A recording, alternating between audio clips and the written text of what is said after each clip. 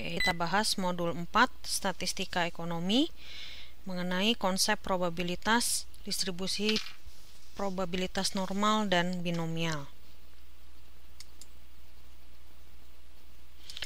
Nah, dua kegiatan belajar hari ini yaitu tentang probabilitas peristiwa sederhana, lalu peristiwa majemuk, dan yang ketiga binomial dan normal.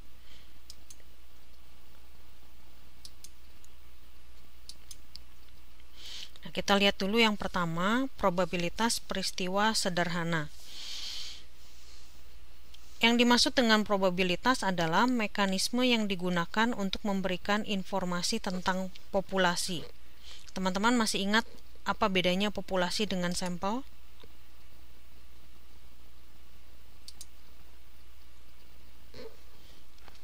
Ada yang masih ingat? Apa bedanya populasi dengan sampel? Mana yang lebih besar, populasi atau sampel? Ya, betul. Apa yang dimaksud dengan sampel? Ya, betul. Populasi itu keseluruhan, sedangkan sampel adalah bagian dari populasi. Betul. Nah, sekarang kita lihat perumusan probabilitas. Nah, perumusan probabilitas ini ada 3. Yang pertama yaitu perumusan klasik atau matematik. Ya, contohnya. Di sini contohnya adalah ada contoh mata uang. Nah, ini teman-teman kalau lihat mata uang terdiri dari berapa sisi?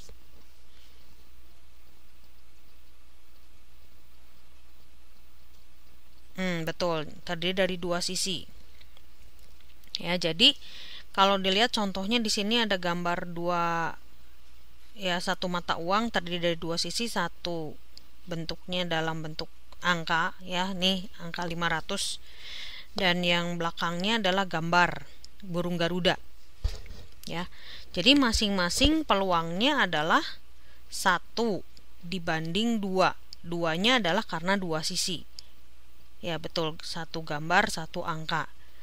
Ya, jadi kalau yang satu sisi, yang angka, berarti peluangnya 1/2. 1 adalah 1 gambar dibandingkan 2 sisi, dan 1 adalah angka, ya, dibandingkan dengan 2 sisi. Jadi masing-masing peluangnya adalah setengah. Itu adalah perumusan klasik matematik. Nah, bagaimana dengan dadu? Ya. Nah, dengan dadu, dadu terdiri dari berapa sisi?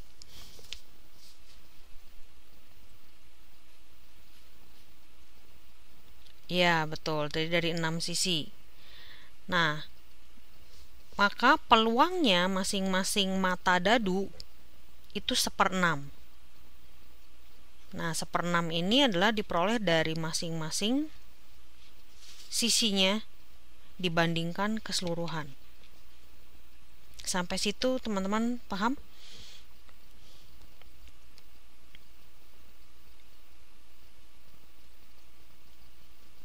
Oke, nah ini yang pertama ya, tentang yang klasik. Yang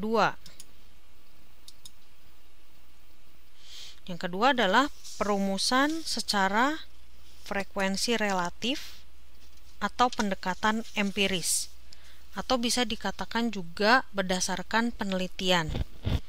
Contoh di sini, jumlah bayi yang lahir di sebuah rumah sakit bersalin selama 10 tahun. Ada 1000. Terdiri dari 550 bayi perempuan dan 450 bayi laki-laki. Maka peluang atau probabilitas lahirnya bayi laki-laki dapat dihitung seperti ini. Ya, ini peluang L. P peluang L. L ini dari laki-laki ya. Jadi peluang lahirnya bayi laki-laki. 450 berdasarkan dari hasil penelitian, 450 bayi laki-laki dibandingkan keseluruhan. Keseluruhannya adalah 1000. Maka diperoleh peluangnya 0,45. Sedangkan bayi perempuan adalah 550 dibandingkan 1000, dapat 0,55. Nah, itu berdasarkan penelitian atau empiris. Nah, sedangkan kalau untuk yang ketiga, ini adalah probabilitas subjektif. Misalnya ini berkaitan dengan pendapat orang, ya, berdasarkan pendapat orang berkaitan, nih contohnya nih, peluang perang antara Korea Utara dan Selatan berapa persen. Misalnya ada orang bilang, oh 60%. Nah, itu berarti probabilitas secara subjektif berdasarkan pemikiran orang tersebut, ya. Nah, jadi ada 3. Pertama tadi adalah perumusan klasik atau matematik.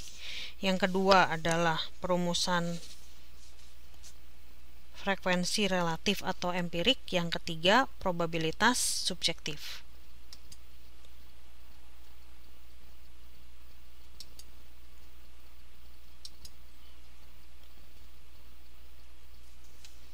Nah, sekarang kita lihat bagaimana melihat ruang sampel atau melihat subruang sampel.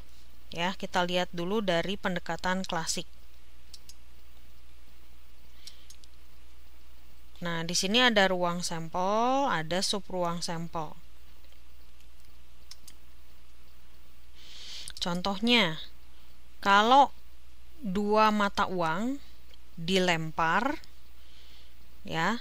Nah, ini diminta mencari kemungkinan munculnya gambar atau angka.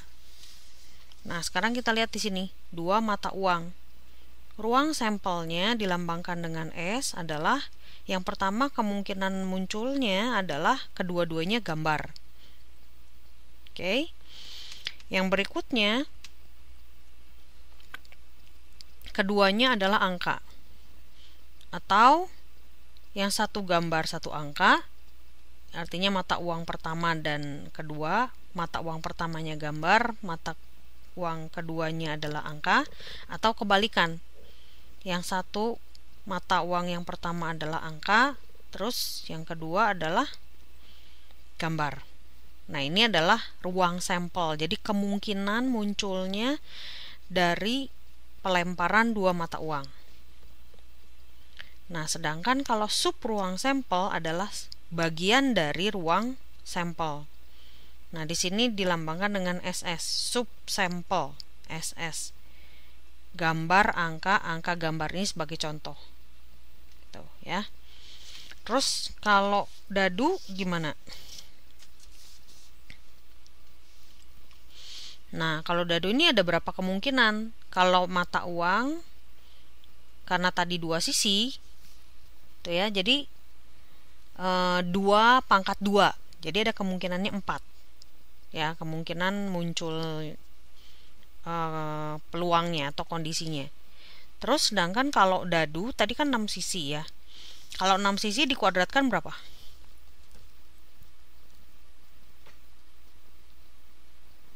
Ya, betul, 36. Nah, berarti akan ada 36 kemungkinan hasilnya, gitu, ya. Nah, sekarang kita lihat nih, teman-teman. Kita lihat, nah ini kemungkinan ini. Ruang sampelnya nih S 11, 12, 13 dan seterusnya. Ini ada 36 kemungkinan.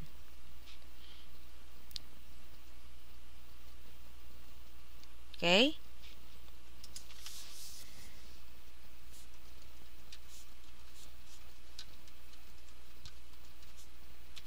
Nah, ini ada di halaman, teman-teman bisa lihat subsampel dan sampel, ruang sampel dan subruang sampel ada di halaman 4.6 dan di 4.7. Ya. Nah, sedangkan kalau subruang sampel di sini SS-nya adalah sebagian dari ruang sampel.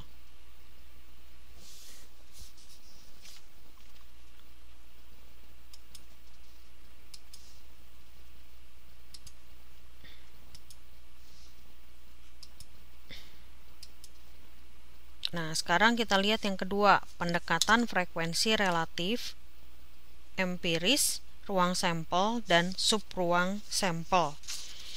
Di halaman 4.8 ya, tabel 4.1. Nah, yang dimaksud dengan ruang sampel adalah jumlah seluruh frekuensi, sedangkan subruang sampel adalah jumlah peristiwa tertentu. Ya, jadi di sini kalau dilihat apa sih jumlah pedagang kaki lima di Jogja menurut jenis barang yang diperdagangkan. Jadi ini jenis barang yang diperdagangkan ada makanan, minuman, buah-buahan, kerajinan, dan pakaian. Nah, ini adalah masing-masing jumlahnya.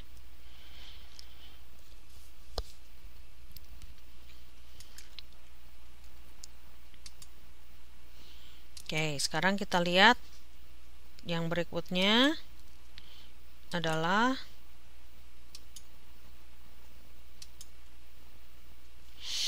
peristiwa dan probabilitas suatu peristiwa. Nah, apa yang dimaksud dengan peristiwa? Oke, kita lihat dari tadi ruang sampel ya. Ini definisinya, merupakan suatu kumpulan kejadian yang bersifat universal. Sedangkan subruang sampel itu punya unsur-unsur yang memiliki sifat tertentu, disebut peristiwa. Sekarang kita lihat probabilitas atau peluang dari peristiwa. Di sini rumusnya adalah P peluang sama dengan subruang sampel dibagi ruang sampel. Ya. Ada di halaman 4.9. Ya, di 4.9. Probabilitas suatu peristiwa. Peluang sama dengan subruang sampel dibagi ruang sampel. Nah, ini contoh. Ya, dalam pelemparan dua mata uang, probabilitas munculnya dua gambar atau peluang dua gambar adalah 1/4. Dapat dari mana 1/4? 1 adalah kemungkinan munculnya dua-duanya gambar. Sedangkan 4 adalah kemungkinan dari ruang sampelnya tadi. Ya, bisa gambar-gambar, angka-angka, angka gambar, atau gambar angka. Ya. Nah, sedangkan kalau yang berikutnya ini dalam pelemparan sebuah dadu, probabilitas diperoleh sisi dadu genap. Nah, sisi dadu genap. Nah, teman-teman tahu dadu ada 6 sisi. Nah, untuk dadu genap itu ada berapa?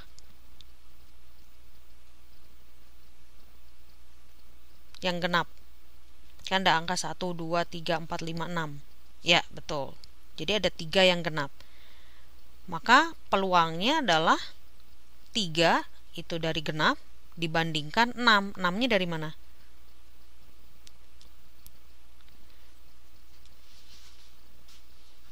Ya, betul. Dari sisinya, ya, dari 6 sisi dadu. Oke. Sampai situ jelas?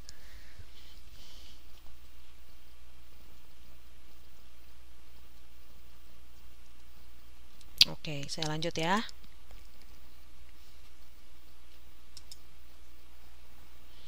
Nah, sekarang kita lihat azas untuk menghitung probabilitas. Ada yang disebut peristiwa saling meniadakan atau saling asing, disebut mutual eksklusif. Nah, di sini gambarnya A atau B. Nah, jadi ini kalau dalam soal biasanya pakai kata-kata atau. Ya, peristiwa yang saling meniadakan, saling asing, mutually eksklusif. Teman-teman boleh lihat di halaman 4.15. Ya. Ini biasanya pakai kata-kata atau. Nah, di sini peluang A atau B. Artinya peluang A ditambah peluang B.